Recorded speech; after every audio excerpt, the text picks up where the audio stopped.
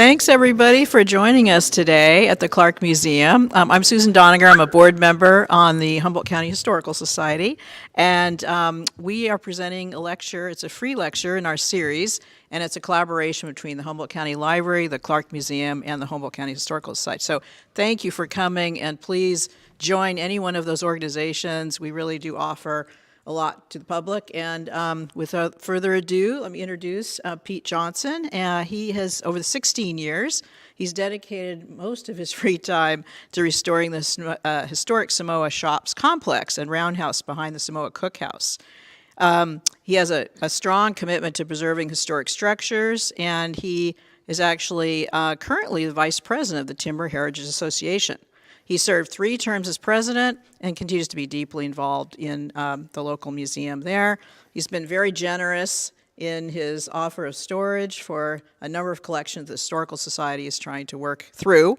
And I'm really delighted that you're all here, and we're going to listen to Pete's collection of stories about what Timber Heritage is doing. So thank you, Pete. Great. So the reason we're talking into the microphones, this is being broadcast online or recorded. Yes, that's the deal. Anyway, so if you ask me a question, I'm gonna try to remember to repeat it so my little microphone can pick up the question as well. But we'll try and do that after the event.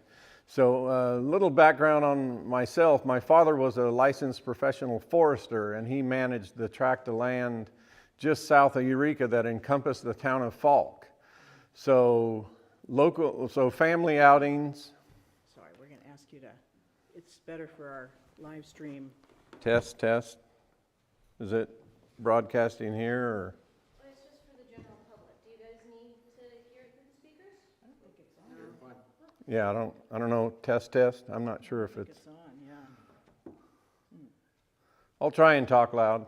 Anyway, so my father managed this tract of land with the town of Falk, so family outings, Boy Scout weekends, spent a lot of time out milling around the old town of Falk. Remember the general store, walking across the trestles, touring the sawmill with the big overhead belts and the big saws and the sawdust chutes we would slide down. Just tons and tons of memories of the old town of Falk in the 60s and 70s.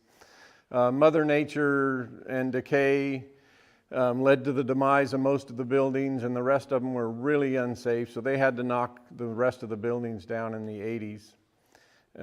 Anyway, that just, that ghost town that was a big part of my life growing up just kind of sparked my interest in logging history and local history, and that's when I became so passionate about it. I discovered the Timber Heritage Association in like the year 2000 with their great newsletter that I found, and started helping the organization out at their Samoa Shops. Went to a few board meetings, ended up on the board, fell asleep at a board meeting, woke up president.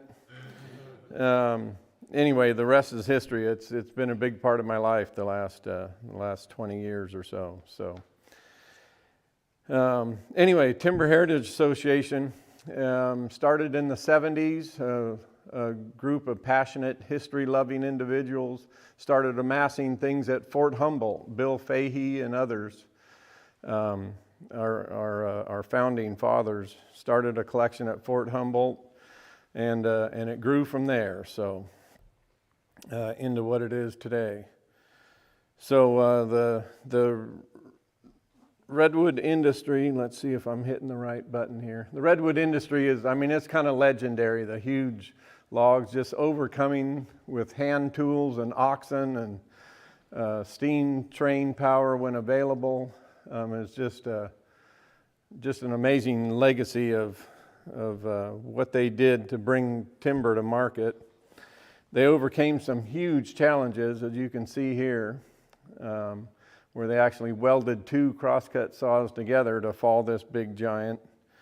And this was all in the name of feeding a growing country 2x4s, to build home structures, to build San Francisco twice. And redwood lumber was shipped, even in the early 1900s, was shipped all over the world out of the port of Humboldt Bay. Hawaii, Polynesia, Australia. There's still houses today built out of redwood from Humboldt County.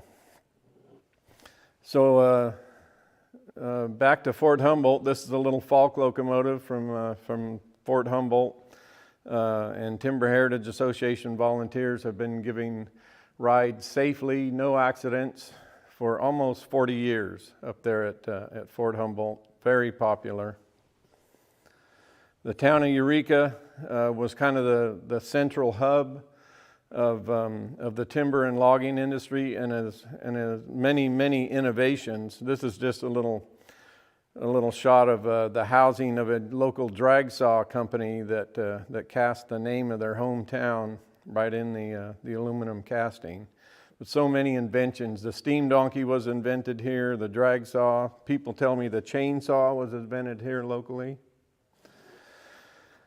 So the predecessor to Timber Heritage was the North Coast Logging Interpretive Association, and they had quite a collection at Fort Humboldt. But this was their biggest item to salvage, was the number 15 Hammond locomotive from Sequoia Park, and we're going to talk some more about that a little later on, that particular locomotive. But you can see the effort it takes to move these things, and so this was, I think 1980, it got moved out of Sequoia Park, moved to Redwood Acres, got kicked out of Redwood Acres, and moved the entire collection to Glendale out by Blue Lake, and then was stored, all the collection was stored at Glendale for years. We do have a couple pictures of the Glendale site. And when you're an organization like this, you become a magnet for any logger or anybody who finds something neat, cool, rusty, big, heavy to move. Let's give it to Timber Heritage Association. So they bought many of the locomotives that are in our collection. Quite a few got donated, along with steam donkeys, chainsaws, drag saws, chains, hooks, every logging paraphernalia known to man. Another shot of Glendale. You can see the line of locomotives. Another shot of Glendale. I think this was an open house event. So in year 2000, Mike Kellogg, Mike, hold your hand up over here. Mike Kellogg was a very integral member of Timber Heritage Association. Mike started the Whistlepunk newsletter, and this just really raised the level of professionalism in timber heritage, and it's been a stalwart part of our organization ever since. I encourage you to pick up one of these, either some past newsletters, but I'm sure I have at least one for everybody to share. It's a big part of what got me into the organization, was finding the newsletter. Hey, this looks cool. Boy, was I a sucker. A lot of people remember the old inside track car that used to live in, it was a gift shop in Old Town Eureka. Who are you going to give it to when you need to get it out of there? Give it to Timber Heritage. Gave it to us. We worked with the railroad to hitch it up and move it out to, it now still lives behind the eucalyptus trees out at Arcata Redwood. So all this time, Timber Heritage has been looking for a permanent home, and this Hammond Lumber Company, and over here in this area here is our vast, we have about 40,000 square feet of shop space in some of these old buildings here, and this was the world's second largest sawmill from what I've been told. Of course, Pacific Lumber down in Scotia was the largest. So it was a massive complex. Of course, the mill is all gone. All the housing is still out there. Let's see, from this angle it's hard to see. The cookhouse is right up on the bluff over here, overlooking our site. So 1947, you can see the Roundhouse. See this building built on a radius. So this is our collection of shops, and our 9-acre site is about this kind of footprint here. So we moved into the shops in 2007. They were beat up, abandoned, roofs caving in, everything painted a gross, ugly yellow. And this is us starting to move our collection into the Samoa Shops. We, of course, secured the doors and boarded up the windows as a stopgap measure, but you'll see in succeeding pictures we have done a lot of work on these old buildings. There's a locomotive coming from Glendale, getting ready to enter the Roundhouse. So how do you move these things? A lot of money. Cranes at Glendale to load them, a lowboy truck from Glendale to Samoa, and then more cranes at Samoa waiting to unload. It was a massive endeavor. Mike, I don't know if we ever had a dollar figure on what it cost to move our collection from, it was... We had lots of donations. Tens of thousands for all the cranes. We borrowed the cat loader from down the peninsula. One of our locomotives. Another one of our locomotives. This is the Pacific Lumber Company 29. This picture was taken down in Scotia coming out of their roundhouse, but it's now in our roundhouse. I like this picture. The gentleman in the middle is Marcus Brown. He was the president of Timber Heritage for many years before I was, and he was extremely passionate, put heart and soul into the organization, and was an amazing vocal advocate for railroad around the bay and beyond. So here's that locomotive that I first showed you getting loaded up onto a lowboy from Sequoia Park. So this is a Hammond number 15 shown in front of the Roundhouse. This is probably in the early 50s. So this locomotive was purchased in 1939 by Hammond Lumber, ran between Cornell and Humboldt Bay hauling logs. In the early 50s, when logging trucks started replacing locomotives, this was parked right here, and that's what this picture is. It's parked on the side of the Roundhouse. It saw occasional duty, and of course then the big diesel locomotives started coming in and making the steam obsolete. So it was donated to the city of Eureka, put into public display at Sequoia Park, given to Timber Heritage, moved to Redwood Acres, moved to Glendale, and here it is getting moved back to Samoa, back to its original home, where it occupies the center stall of the Roundhouse. So it's been a huge endeavor. You can kind of see the lengths we go to preserve these things. It's a pretty fun thing to be a part of. What do they say? One of the keys to success is getting involved in something bigger than yourself. Another one of our locomotives. Looks like it's being unloaded off a lowboy there.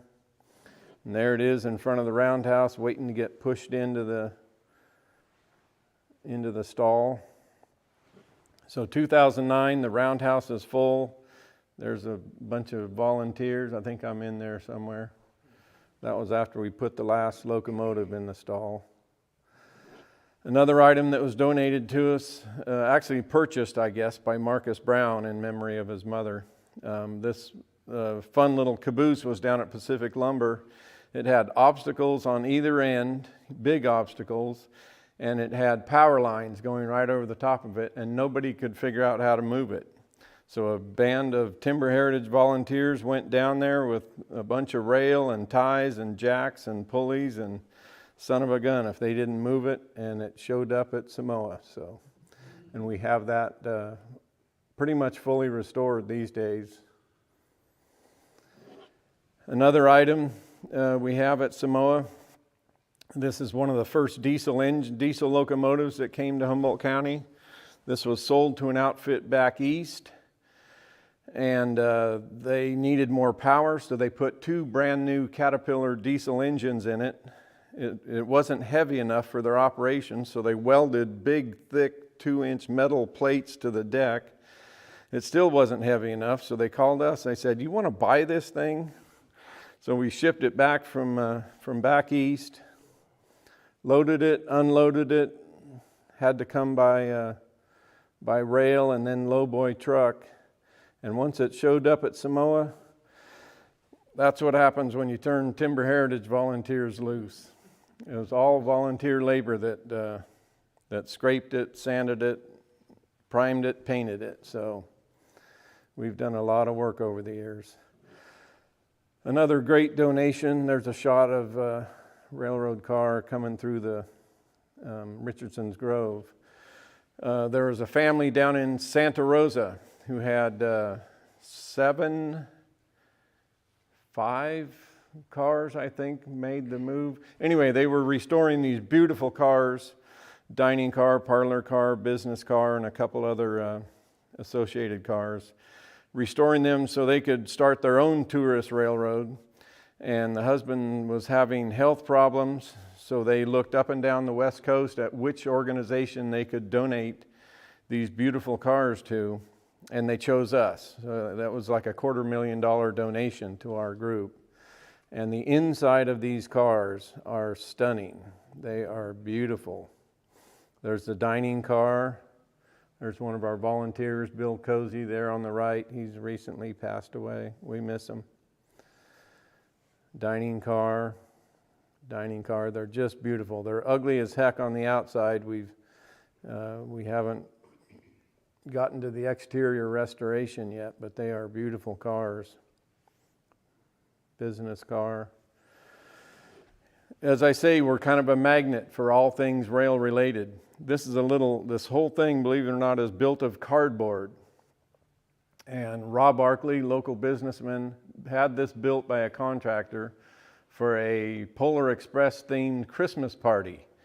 And what do you do with a cardboard locomotive when you're done with it? Call Timber Heritage. Sure, we'll take it. So we've had it at our events. We put it on a trailer, and it's very lightweight, easy to move. Unlike everything else we own, this one's easy to move. So a big part of my life since 2007 has been doing these work parties at Samoa. So this is one of the aging buildings at Samoa. This is an amazing before picture. If you see daylight, it means that the wall or the roof is missing from that location. That should be a roof, but yeah, it looks like it has a few leaks. There's one of the roofs that we had facing us when we moved into the Samoa Shops.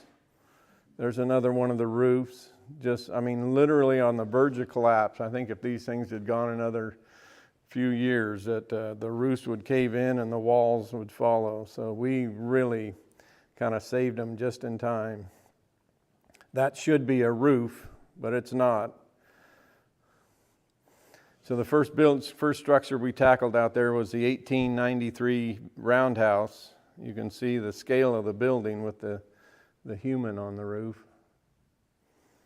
Replacing rotten siding, there's myself and I think Gary Boughton working on some siding repairs. Somebody commented, "Look, Pete, looks like your hair is black in that picture. What happened?" Here's one of our roofing days, volunteer labor up there, scraping the roof off, stepping through the rotten boards. That's got a little exciting. One of the fun things we uncovered, I don't know if it's 11007 or 111007, but some carpenter in 1907, as he put the last shingle on, he took out his yellow crayon and wrote a date on the sheathing board before he roofed over it. And when we were undoing the roofing, we discovered that date. So we all signed our names and dated it and covered it back up with the new layer of roofing. Another Samoa work party. You can see the roof in the foreground where we had to replace majority of the rafters that had rotten. And wow, these buildings are ugly. Wait till you see the pictures of them now. Mother Nature was encroaching from the hillside between us and the Samoa Cookhouse. The blackberry vines were 12 feet tall and encroached onto the building. It was quite a struggle sawing through all that. Another great work party we had was the Humboldt Builders Exchange came out. I think we had 62 volunteers that day. And in one day, we figured we did about $15,000 worth of work. Builders Exchange contractors brought out all their equipment, all their highly skilled help. You can see Pierre there in the foreground. I don't know if most everybody knows Pierre here locally. This is part of the Builders Exchange work party. Yeah, it was Barry Smith's Construction, John Vandermolen.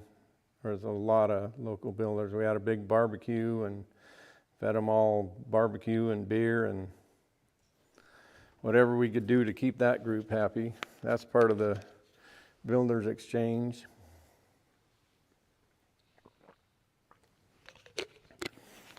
Another work party on our car barn. So not everybody's a carpenter or a roofer, so we have a lot of mechanic types that they could give a hoot about the buildings, but they want to restore all the old equipment, etc. We have an amazing group of volunteers, and everybody kind of has their specialty. One of our recent volunteers, Sebastian, and his specialty is welding. He loves to come out and weld whatever we need to weld. So here's some before pictures. This is a blacksmith shop, end of the building. That is definitely a before picture. You can see these buildings were really on the verge of collapse.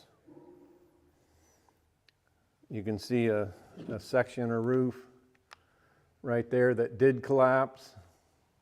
We didn't get to that one in time, so we had to rebuild it from scratch. But there's the same structure with a shiny new roof, awaiting siding repairs. And there it is after siding and paint, ready for the next 100 years. So we are really proud of the work we've done on these buildings to restore them. A lot of us would work Saturdays at the shops and Tuesday nights. I don't know why we picked Tuesday nights, but we'd meet out there after work and go until dark. I better turn this off. Train whistle's appropriate though, isn't it? Here's a work party. This gentleman in the middle here, Dexter, we recently lost him. He just passed away at about, I think he was 79. He put in about 15 years, and of course, he'd help you with anything, but his specialty was electrical. He was a retired Caltrans electrician. But whoever showed up, whoever was working, needed help, he'd jump in. And there we are on the top of the roof, sunset on a Tuesday night. There's a before picture of the machine shop, and there's an after. Fresh paint, fresh windows, trim. Still a few details here and there. Here's the Roundhouse, 1930s. Roundhouse 2009, right after we moved our locomotive in. And there it is today with a coat of paint. And there it is, opened up during one of our events. It's kind of the pride of our fleet, if you will, is the 1893 Roundhouse. There used to be 400 of these roundhouses on the West Coast. And when trains went away and diesel trucks came in to replace them, they didn't want these funny round buildings. They weren't real efficient. They were kind of too weird and didn't really fit the diesel trucks. And so all of them were torn down except two. There's one down in Jamestown in Sonoma County, Sonoma, and ours is the oldest, so we're really proud of it. For all of our efforts, we couldn't save them all. So this big building here, Mike, how many rail cars would that fit end to end? 28 rail, just give you an idea of how big that structure is. A train of 28 flat cars could enter that building and be loaded out of the weather. They would load the lumber on them out of the weather and then head south to San Francisco and beyond. So, I think they use boxcars and load. oh, boxcars. Oh, that's right. Boxcars had to be hand loaded, right? So when we got to taking over our little section, there was about a 300-foot piece of this building still left here on the wharf, and we couldn't save it. It wasn't ours. It wasn't part of our leased area, but it started falling down, and then they had to hire a local contractor to take it down the rest of the way. So a piece of history that is no more. Events and festivities. One of the big things we do is run our little speeder car. This is that speeder car after it got drug out of the blackberries and restored by Jerry Tomzak, Carl Casal, and many other Timber Heritage volunteers. Here they are out on a track clearing party. There is a railroad here. You can see a little piece of track right there. They are hacking through the brush. This is what we have our volunteers do.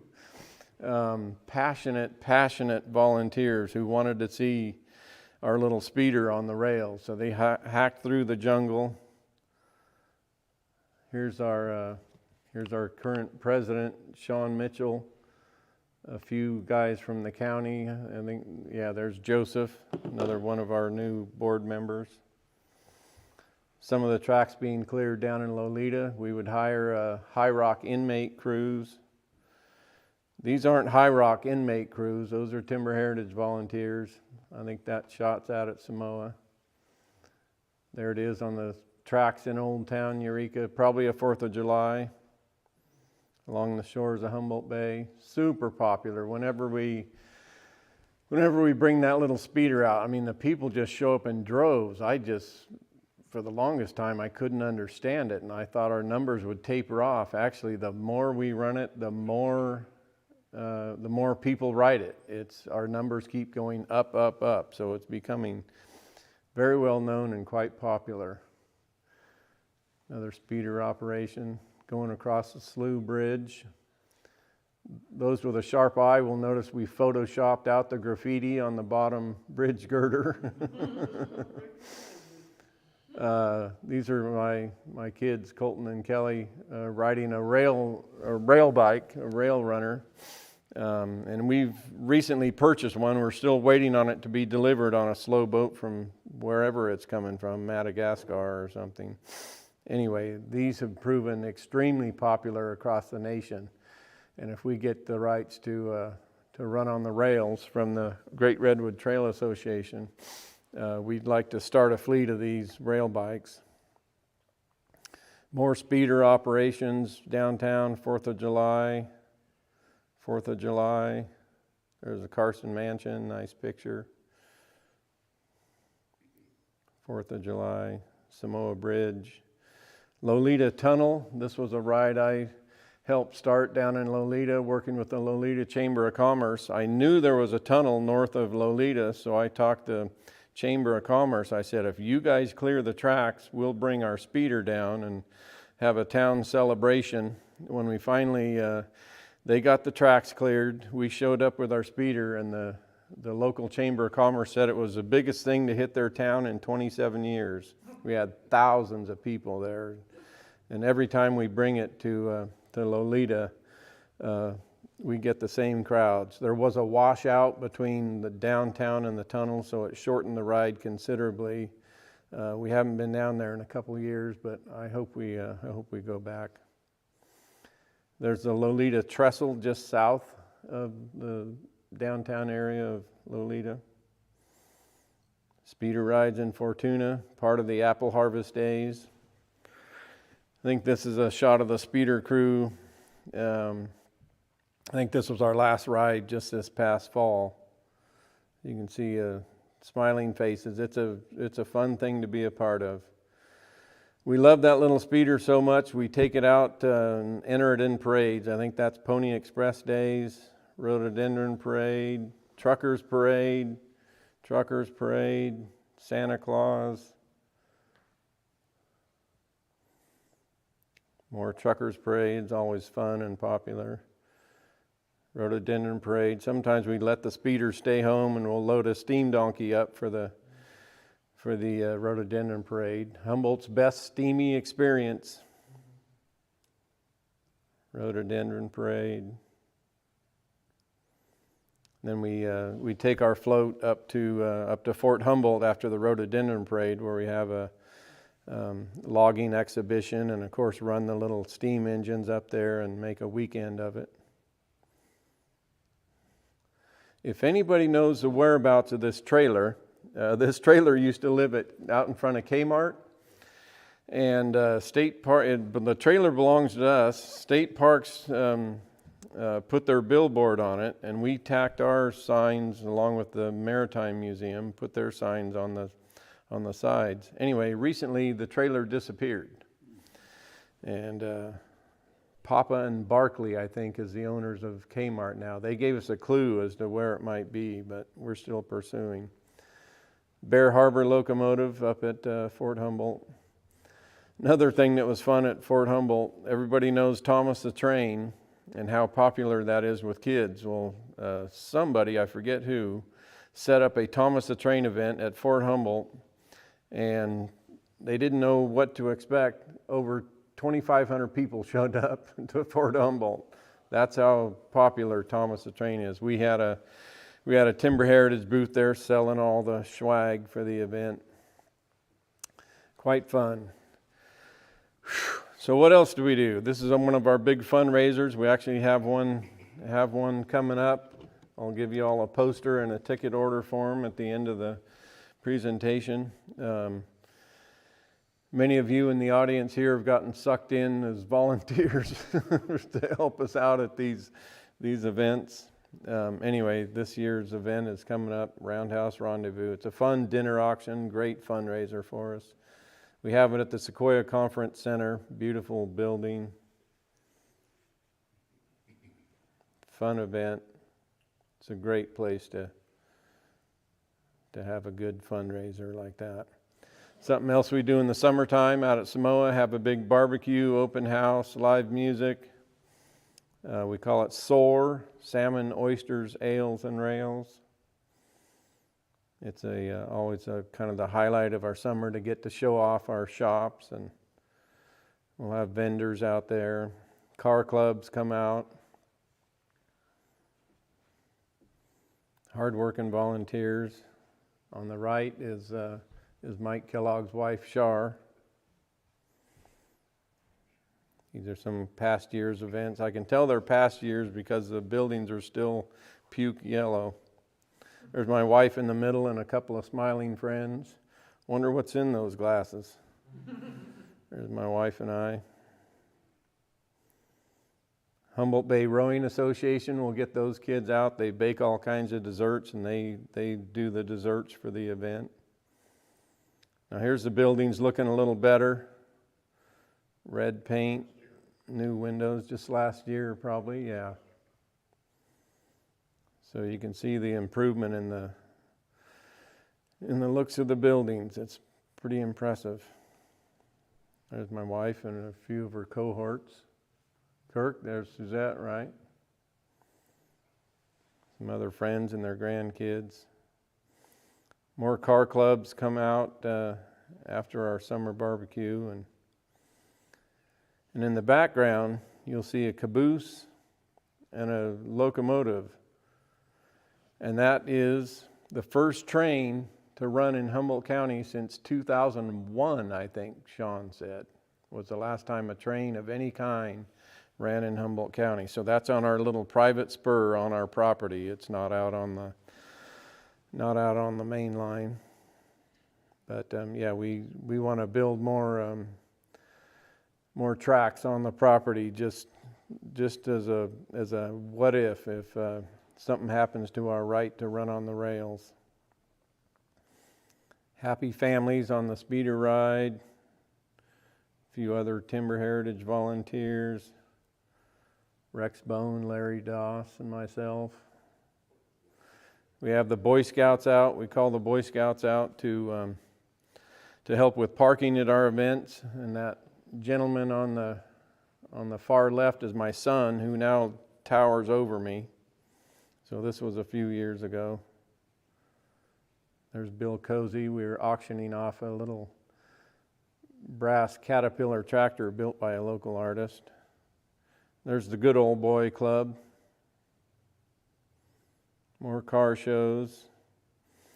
Oh, something, a little side venture we got called off. That's a Eureka train depot down in Old Town. Still there, kind of close to the balloon tract. And the North Coast Rail Authority called and said, hey, the city says this is a public nuisance. We have to get everything out of there and board it up. So Timber Heritage volunteers showed up with empty trucks and vans and took all the files and papers and maps and, really historical stuff out of the building and storing it out at Samoa. We boarded the structure up for them and just helping out our landlord. What else do we do? So this is a shot of the logging conference. We'll take our little locomotives and a little passenger trailer out to the logging conference. We give rides to how many school kids in a day, Mike? It's over 1,000. Over 1,000 school kids come out for their field trip and ride the locomotive. This is my picture I call, we're not just a bunch of old white guys. This is Linda Nesbitt. She's been a great volunteer over the years. She'll volunteer as fireman on the locomotives as we're running them, and she's multi-talented, helps out with lots of other things. There's the Bear Harbor locomotive under steam at Fort Humboldt.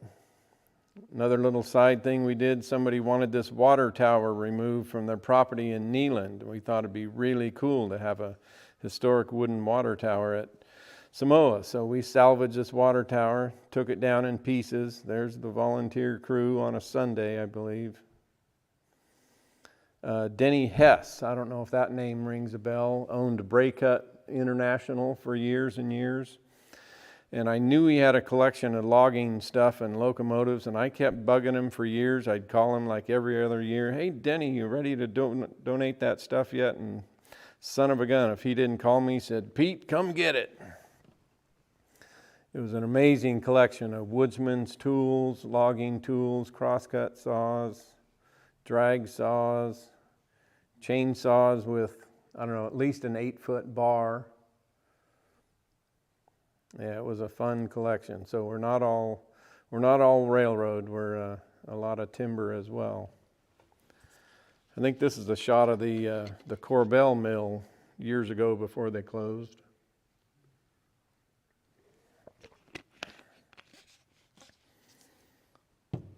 So documenting an oral histories. One of our members does oral histories of notable local timber people. This is a interesting tale. I'll try to keep it short. These pattern molds were stored in a loft down at Pacific Lumber down in Scotia. And whenever they needed a part for the sawmill, they would have a carpenter build a wooden replica of this part to send to Eureka Foundry to have an identical piece cast out of cast steel or cast iron. And anyway, Pacific Lumber called us, said, come get these things. They look like they belong with you. So anyway, there's a very dirty crew. All these things were covered with an inch of black dust that we had to move and load up on trailers. But some really fun artifacts. It looks like metal, but it's actually a piece of wood, handmade as a replica so they could cast the identical part in steel. So we have thousands of those things. We're still trying to figure out how to display them. Now there's a man-sized wrench, if I ever did see one. A couple little slides. The railroad had a 100-year anniversary back in 2014, so we did a fun little event for that. We brought the Falk locomotive right on the street out in front and set it up for the day and closed off the street. Had a little presentation with the native sons. Thought that'd be a good photo op, the Falk locomotive in front of the Clarke. One of our members, Chet Ogan. So whenever we play with our big heavy things, it requires lowboy trucks, street closures, winches, chains, volunteers. It's no small feat. It's not like showing up with a card table and putting up a display.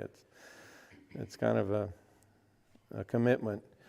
Another something we were involved in, this is the Scotia collection, we call it. There used to be this old Heisler locomotive on public display down in Scotia. The locomotive was purchased by a preservation group down in Mill Valley, because that's actually where the locomotive started its life, was on the Mount Tamalpais Railroad. Anyway, everything else, there was a huge yarder, bunch of other logging artifacts as part of that display. Everything else was donated to us, but once again, we showed up with a bunch of Timber Heritage volunteers and helped out. And I believe this is the big yarder awaiting reassembly at Samoa. It's a huge, massive steam winch, if you will. Here's a picture of our roundhouse. Looks like we have one of the locomotives backed outside so that we could paint. We had to paint the inside as part of the remediation process. Part of the purchase agreement was that we do all the remediation of the lead-based paint inside and outside all of these buildings. It was $1 million worth of remediation that we did, mainly with volunteers. They did hire me. I'm a licensed contractor, so they could hire me, and I did a fair amount of it myself. But painting these buildings inside and out was a Herculean task. Some of our old buildings, some of the insides. There's a building or two that aren't open to the public, that are pretty much just volunteer-only spaces, our workspace. And they had no flaking lead paint, so we told the remediation people there was no need to paint these, because there was no exposure to the public, and they agreed. So in some regard, it's kind of saving the patina of the building, if you will. Parts of the Samoa site are looking more and more like a museum. Drag saw collection. We have steam engines, steam donkeys, steam winches, sawmill motors, cranes, forklifts. This is a big wheel apparatus that got towed behind a Caterpillar tractor to help drag the logs out to the log landings. Yeah, this is just some of our equipment, small bit of it.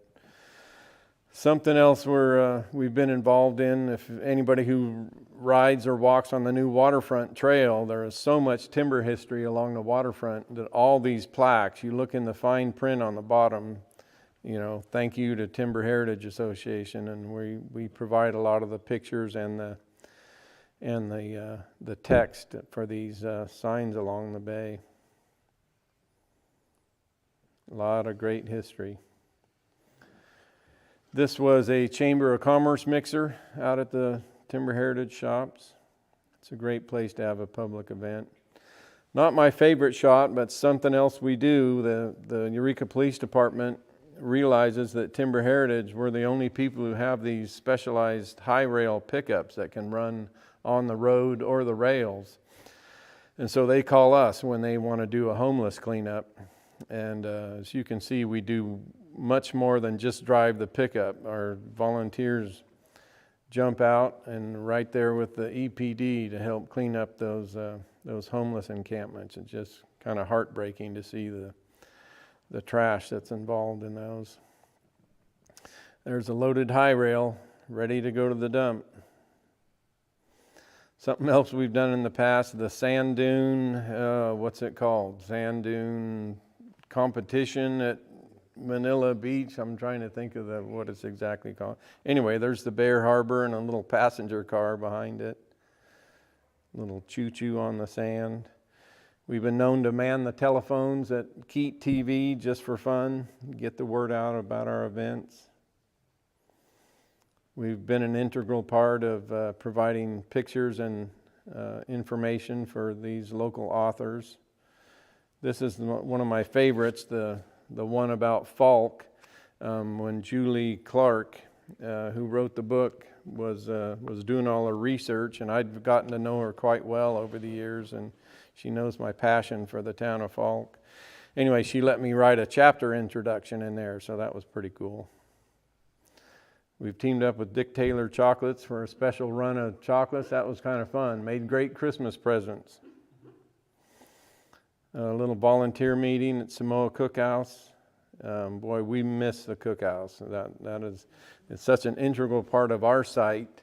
I mean, the cookhouse fed the mill workers, the loggers, everybody for the Hammond Mill complex.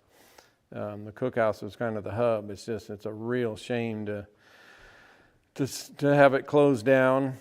We had a great meeting recently with the individual who's in charge of Danco on the Samoa Peninsula, and he said it's a tough one. The building needs so much work, the kitchen needs so much work. So anyway, we are definitely encouraging them to pursue the reopening. Here's our newspaper slide. Something else we've done is provide Humboldt County Historical Society had a huge, like 20 pallets worth of newspapers that were going to get tossed if they didn't get organized and scanned, etc. So they needed a huge indoor area to spread out all these newspapers, and there's their volunteer crew and Steve Lazar on the far right, who headed up the operation. But it was a good partnership, and the newspapers are still out there, all palletized and organized and labeled and boxed, but they still take up a pretty big footprint. We're working with them to find a long-term solution. School field trip, that was a high school field trip. Fun little item, I'll try and keep it short. I could talk all day on this. This was a trolley that one of our members found on the internet. We talked with the Eureka Lodging Alliance. They said, great, put that thing on the tracks of Old Town. Here's the money to buy it. So we had to go to British Columbia to buy it. Had a heck of a time getting it across the border. Got it back to Samoa. Found out it had zero drivetrain, no motor. It was never meant to be a motorized unit. It was just it was in a Netflix movie. Lemony Snicket's Series of Unfortunate Events. This is the trolley from that movie. So it's really cute. It's got the patina. It was made by somebody who took a lot of time and effort for a movie prop. But it was a lot of time and effort for Bernie. This is Bernie Christing. He worked, I want to say, over a year and a half, putting a little Honda motor in it, all the hydraulics. It was a monumental effort to make it functional. There's Bernie working on something. Anyway, we'd love to see that thing putting up and down the streets of Old Town. Something else we just started this year in concert with the North Coast Repertory Theater, and the Clarke Museum was the Haunted Rail Tour. And that was out at Samoa. Many of you are familiar with it. Anyway, the North Coast Repertory Theater took our Samoa Shops, Roundhouse, turned it into a haunted house. And it was wildly popular. I think over 2,200 people attended over the 6 or 7 nights we had it open. There on the far right, that's our new president, Sean Mitchell. There's a great shot of the nighttime crowds. Parking was an issue. People moving was an issue. Bathrooms were an issue. We were just overwhelmed with the amount of people who wanted a haunted house experience. It was very successful and very financially successful for all 3 organizations. This was donated to us by one of my neighbors. We call it the Queen Mary. It's a high rail Suburban. You can see it's made to run on the rails or on the road. And several of our volunteers, along with the Eureka High Auto Shop, have taken that under their wing and given it a nice restoration. Something else we've started the last couple of years, Santa trains and candy canes. Where's Santa? Hold your hand up. There's Santa. Jack Jensen does a great job as Santa. And this is a free event to the public. This last year we had over 1,000 people attend. It's a one-day event. Goes on for 3 or 4 hours. But it's just a chance to get your picture taken with Santa Claus in front of a train. We have free hot chocolate, cookies, activities for the kids, speeder rides, and it's just a free, fun thing we do for the community. There's our President Sean and his wife Kat, and Santa. Kids of all ages. There's some of my wife's high school students. I need you to help me, but you got to wear this stupid outfit. Everybody's like, how did you get those boys to wear those outfits? I think this family got the Dress Best Award. Waiting for Santa. There's Sean in the speeder. There's the high school group in the trolley, looks like. And now into the future. Our property purchase from the Harbor District is completed. We need to address some planning and zoning issues and the County of Humboldt General Plan update. We're not zoned in that property for a museum yet. But what it's all geared towards is a Timber Heritage Museum at Samoa. And if you recall that same image from 1947, you can see the Roundhouse and the neighboring buildings. And there it is today. New shiny roofs on everything. We think the addition of a Timber Heritage Museum in conjunction with the Samoa Cookhouse and the Maritime Museum and the Mataket and an excursion train would be a huge tourist draw. Chamber of Commerce numbers say 2.1 million tourists go up and down 101 every year to see the redwoods. And if we can get a small percentage of those to come to Samoa, ride an excursion train, eat at the local restaurants, shop at the gift store, stay in the motel for a night and a day, and share our local history. We think that'd be a great draw. So, but wait, there's more. And I could talk all day on the Great Redwood Trail, the rail banking, the rails being removed between Eureka and Arcata. Anyway, we have spent hundreds of hours with the Surface Transportation Board, Federal Railroad Administration, the Great Redwood Trail Association, North Coast Rail Association, staggering amount of hours working with them to show them that we are serious about this excursion train. Our little speeder that we bring out every other weekend from June to September, we gave 4,000 rides last year. And not all of them locals. A lot of them hear about it on the internet. They're coming over from Redding, Chico, etc., getting out of the heat. So,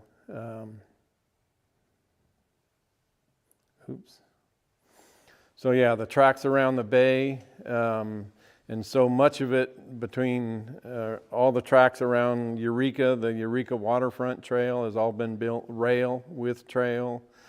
The sections through Arcata have been built rail with trail. The new section between Braycut and Target that they're working on right now is all being built rail with trail. So that allows, it allows everybody to play on that corridor, get out, enjoy nature, rather than rail to trail, where the rail is actually removed and converted to trail use. I threw this little picture in. This is a what do they call it? Peninsula Community Collaborative meeting. They had an on-site meeting there in front of the cookhouse and did some walking on the rail corridor. But it's kind of a splinter group of pro-peninsula advocates. And we heard they were, the scuttlebutt was that they wanted to rip the tracks out to build the trail. So we started attending their meetings, and we're slowly turning their mindset into rail with trail.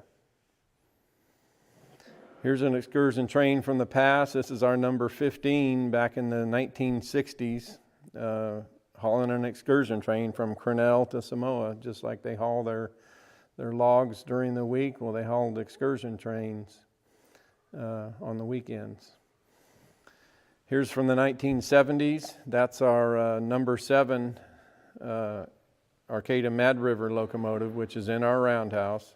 And it's a towing excursion train from Blue Lake to Arcata and back. And that's the little low trestle there at Glendale. That's parts of it are still standing. So what are we going to run around Humboldt Bay? Well, there's our motive power, our beloved 101 locomotive. And remember those beautiful cars we have stored at Samoa. So I got to ask you, is there a light at the end of the tunnel? As you can see, there is clearly a light at the end of the tunnel for an excursion train on Humboldt Bay and a Timber Heritage Museum. So much as our ancestors, overcame some huge obstacles, they had to innovate, they had to work hard. I think our group has proved its mettle. We're working very hard on many fronts, and we want to pull off some big things for the Humboldt Bay region. And this will be a big part of it, the Humboldt Bay Scenic Railroad Shoreline Special. And I like this slide. This was a picture of one of our work parties during COVID. You can see for the picture, we're like, okay, spread out, make it look like we're 6 feet apart. Anyway, this was just a small sampling of, when we put the word out, hey, let's do a work party. I think we were working on the foundation and siding of this particular building, the car barn. And I mean, you can see the people who show up, and they're passionate. They're all working for a cause. We're very lucky. We have some really fun things to work on, and some fun things to share with the rest of the world. So is the sun setting on the local railroad, or is the sun rising on the local railroad? I'd like to think that's a sunrise, and there's a rosy future ahead. So thank you for joining me. I would love to answer any questions if I could. Let me get a drink of water. I hope you all enjoyed it. Questions?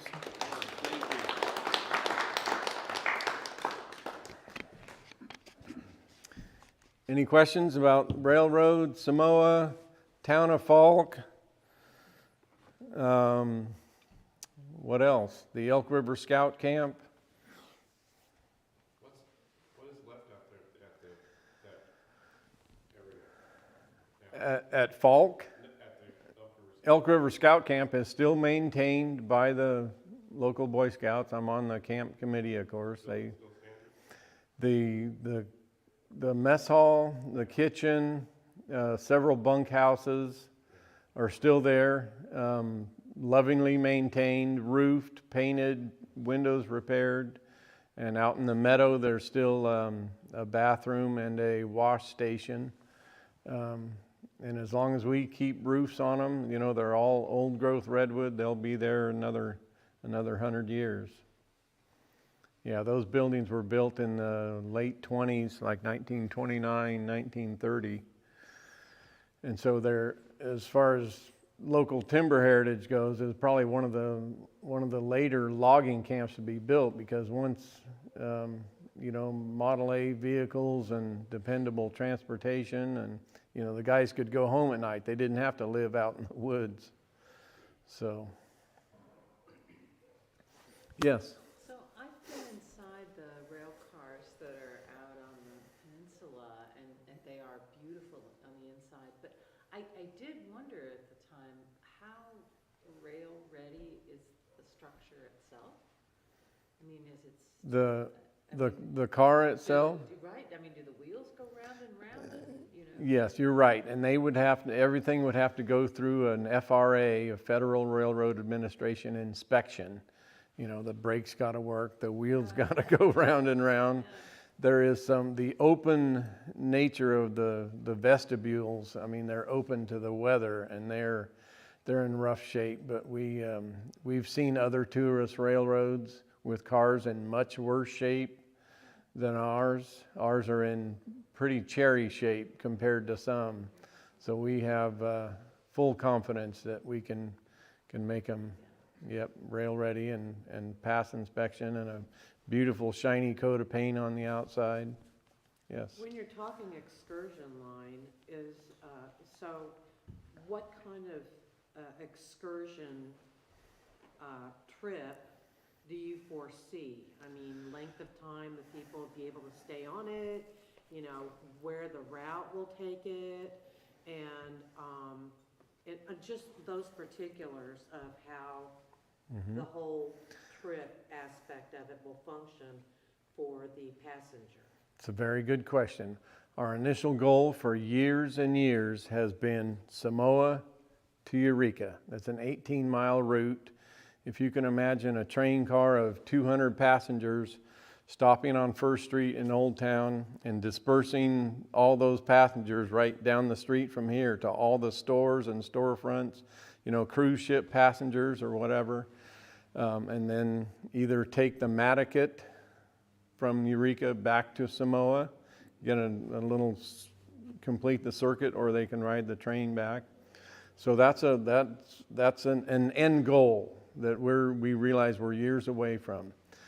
What we've found, and what other tourist railroads have found, is that sometimes shorter is better.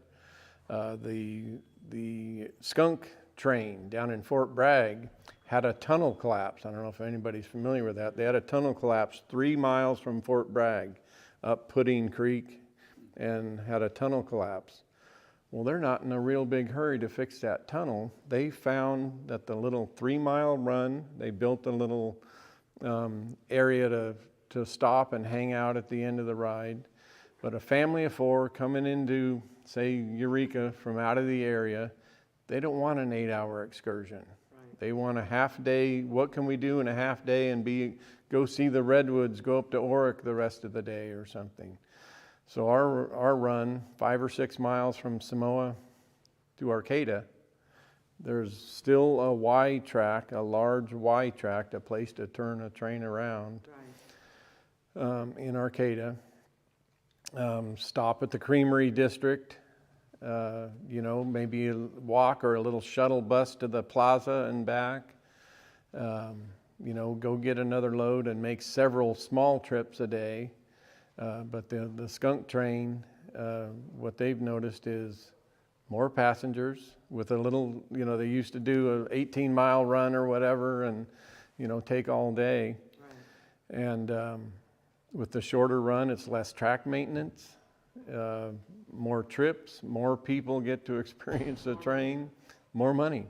Yeah, so sometimes shorter is better. So Paul, you were asking about the tracks that got removed between Braycut and Target, or between Braycut and Arcata Redwood. They removed 6,600 feet of tracks off the railroad berm.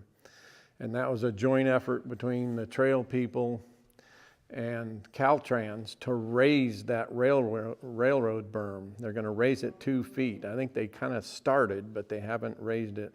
So the trail is still going to be built between the freeway and the railroad. It's still going to be built there. But everybody, Caltrans included, because the bay has overtopped that. Right. Kind of the railroad is an unofficial levee in that area. And it's actually flooded 101 before when the wind's blowing the right way. So Caltrans is going to raise it 2 feet and put the track back on? The trail contractor, part of the trail contract is to raise the rail prism 2 to 3 feet in areas between Braycut and Arcata Redwood. They're not putting the tracks back. We tried to talk them into it. You know, really the main reason that the Arcata section was built rail with trail and the Eureka section was built rail with trail and the whole rest of the design of the part that's being built rail with trail, the only reason they're even considering the railroad is because of us and our silly little speeder car that we run every other weekend. And, you know, we're really vocal advocates at all these. So you tried to get them after they raised it to put it back? Oh, and yeah. Decided they wouldn't? We tried, and we just didn't have the political clout to pull it off. You're going against the state of the Great Redwood Trail, and yeah. Anyway, so it's not for lack of trying, but that coupled with the fact that maybe shorter is better. Let's get it going, Samoa to Arcata and back, and get that successful, and then, hey, what if we turned right here and wanted to go towards Eureka, you know? So. Would that essentially make it a loop? Well, it can't loop. It'd have to, I mean, it would dead end at the balloon track. And what would happen, how you, if the train pulls up to the, let's say, downtown Eureka, then you have to go into the balloon track where there's a parallel track to get the locomotive off the front of the train, have it bypass and come back and hook up to, so it's on the correct end of the train for the return trip. Yes, sir. Yeah, my girlfriend and I were down Fort Bragg, and we did the skunk train, and those little, what you call rail rider things were really cool looking. They're And I very think they would popular. be a really big draw. You know? Yeah. Yeah, I'm all for those.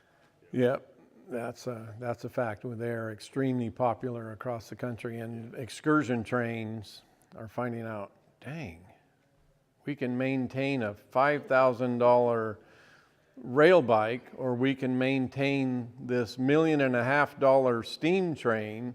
We make a lot more money off the rail bikes than we make off the steam train. So, yeah, I think and just the whole bike riding fitness thing.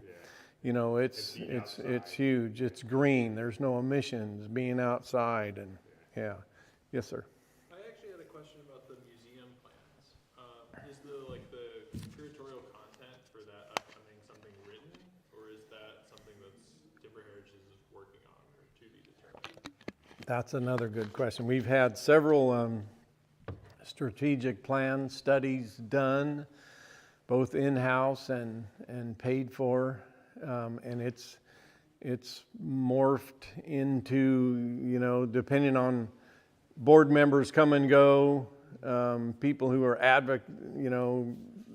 passionate advocates for the museum, and after they don't gain any traction for a couple of years, they lose their. But if you have any experience whatsoever, we're all volunteers. But yes, we have this amazing site. We got this amazing collection of rusty crap that we're slowly restoring and painting. And every time we turn around, hey, I just roofed that 15 years ago. It already needs a new roof, you know. So it's a lot to take care of, and you know, to present to the public in a museum quality. But yeah, and how to make, where to put the parking, how to make the museum flow, where to put the gift shop, where to, you know, how to make it all work and be functional, and because it certainly wasn't designed and built as a museum, but everybody who goes out there is like, wow, you have an amazing site and an amazing collection. We feel real fortunate. What's the future of the Samoa Cookhouse? In talking with Brent at Danco, they had a complete structural study done of the building. Of course, the building's built on a sand dune, and it's like this, and the bathrooms on the back are like this. And so the building itself has a lot of structural issues, and if you want to dig, it's sand. It's a sand dune, and and that's why it's leaning. They had an extensive study done on what's the kitchen, what if we propped up the building, what's the kitchen need? Well, crud, the kitchen needs, there's some 1800s technology in there they're still using. So the kitchen needs a lot of work. It's all got to be up to health code, et cetera, et cetera. And they were kind of putting Band-Aids on it for years. Actually, the owner of the cookhouse hired me several times to prop things up and help them put the rotten floor back together. And anyway, and Danco's looking at it from a cost. We can't make money on this. Next, what's next? But what that Samoa Cookhouse means to the whole city of Eureka, not only the Samoa Peninsula, but the city. The Maritime Museum, I was just up talking to Don at the Maritime Museum the other day. He said, Pete, on any given weekday, at least 20 cars a day come up, park, look through the windows, looking for the Samoa Cookhouse. I mean, I've been traveling, we go out on ski trips. I've been in Utah. Where do you live? Eureka, where's that? Humboldt, the redwood trees. Where? Samoa Cookhouse. Oh, we know where the Samoa Cookhouse is. I mean, it's world famous. Yeah. And Well, that was kind of like a museum in itself. yes, exactly. And we offered to Brent, we said, we are worried about the contents of the cookhouse. If a transient fire underneath the cookhouse, I mean, it'd go up in a heartbeat. We told them, you put a cargo container in the front parking lot, we'll be there with 15 Timber Heritage volunteers. We'll strip the place, put all the valuables, all the museum quality items, all the pictures, everything, put them in a cargo container, just take them away, store them somewhere else, just get them out of the cookhouse until it's rebuilt. So, but we're not done pursuing that. Yeah. Is there any possibility it would be the museum for you? Forget the food. Right, Have right. Food trucks show up. Yeah, right. Yeah, that seems to be the easy way to do things, with the food truck. There's plenty of room there. Yeah, I don't know. That's an interesting concept. I don't know if because they were talking about restoring the cookhouse and adding hostel rooms upstairs. Because it's sectioned off into bedrooms upstairs. It was all the kitchen help lived there 24/7. But So they're renovating the town, and if you go through the town, you see all the foundations, they're putting cement under there. So it would just be too enormous to do the same thing to the Samoa Cookhouse, which is Yeah. already happening to the town and some of those. right. It's just too Yeah, enormous. I don't. That's a Danco question. I don't know, but Brent just didn't seem real positive that it would pencil out financially. It's too much money. Right. But every day that goes by, you're losing that clientele. That drives out there and wonders why they're not open. In 5 years, that clientele is going to forget all about the Samoa Cookhouse, And the history. so the sooner it opened up, the better, really. So it's under Danco's hat. They own it. Yeah, they own the building. Anyway, anything else, or can we get out of here? That was fun. I'd like to give you all a little something about our Roundhouse Rendezvous. Feel free to take a whistle punk if you're not familiar with it.